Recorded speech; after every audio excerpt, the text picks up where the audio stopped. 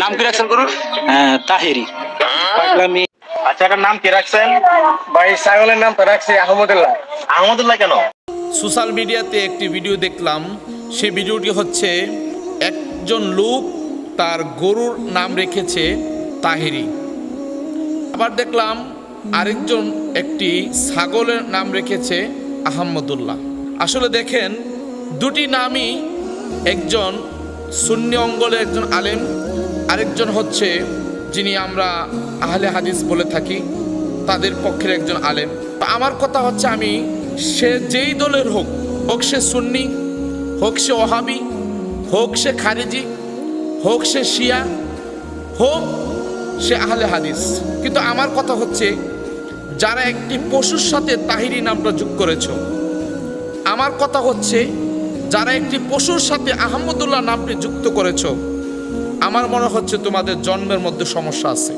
কারণ একজন গরুর নাম এবং একজন ছাগলের নাম কখনোই মানুষের নামের সাথে যেতে পারে না।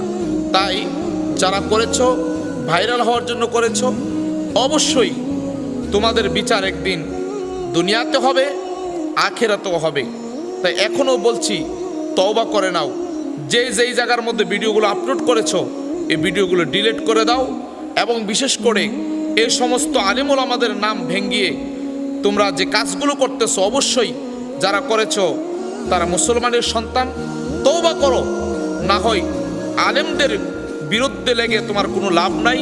কারণ রাসূল পাক সাল্লাল্লাহু আলাইহি সাল্লাম বলেছেন, ইন্নাল উলামা ওয়ারাসাতুল আম্বিয়া, আলেমগণ হচ্ছে নবীদের ওয়ারিস।